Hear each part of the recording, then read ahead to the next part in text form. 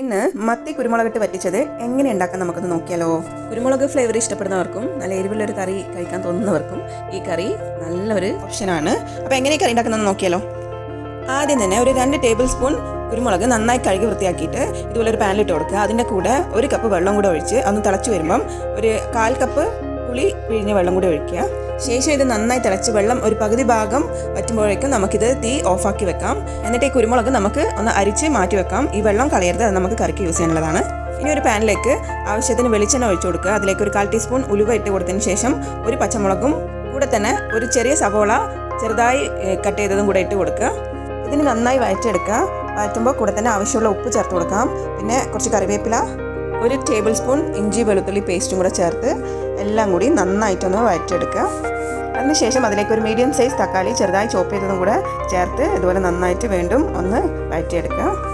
ഇനി ഇതിലേക്കുള്ള മസാലകളൊക്കെ ചേർത്ത് കൊടുക്കാം. ഒരു 1/4 ടീസ്പൂൺ മഞ്ഞൾപ്പൊടിയും 2 ടീസ്പൂൺ മല്ലിപ്പൊടിയും കൂടെ ചേർത്തിട്ടുണ്ട്. ഇത് എല്ലാം കൂടി നന്നായിട്ടൊന്ന് ഇളക്കി കൊടുക്കുക. ശേഷം നമ്മൾ നേരത്തെ അരിച്ചു വെച്ച കുരുമുളകില്ലേ, അത് നന്നായി പേസ്റ്റ് പോലെ അരച്ചെടുത്ത് വരാം. അത് നമുക്ക് ഈ വഴറ്റിയ മിക്സിലേക്ക് ചേർത്ത് കൊടുക്കുക.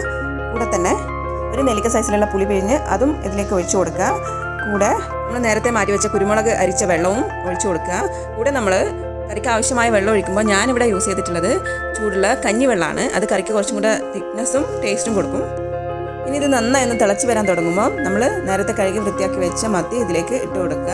ഇനി ഇതൊരു 5-6 മിനിറ്റ് തിളച്ച് കഴിയുമ്പോഴേക്കും നമ്മളെ കറി ഇവിടെ റെഡിയാവും. ഇതിലേക്ക് ആവശ്യത്തിന് കറിവേപ്പിലയും മേലെ കുറച്ച് പച്ചവെളിച്ചെണ്ണയും ഒഴിച്ചു കൊടുത്താൽ നമ്മൾ കുരുമുളകിട്ട് വറ്റിച്ച മത്തിക്കറി ഇവിടെ റെഡി ആയിട്ടുണ്ട്. അപ്പോൾ എല്ലാവരും ഒന്ന് ട്രൈ ചെയ്ത് നോക്കുക. ഇഷ്ടപ്പെട്ടാൽ ലൈക്ക് ചെയ്യുക, ഷെയർ ചെയ്യുക, സബ്സ്ക്രൈബ് ചെയ്യുക. ഇതാണ് ഇവിടെ അബുദാബിയിലുള്ള മീന ഫിഷ് മാർക്കറ്റ്. നമ്മൾ ഫിഷൊക്കെ സാധാരണ വാങ്ങാറുള്ളത്. അപ്പം എല്ലാവർക്കും have A nice day. Thank you for watching.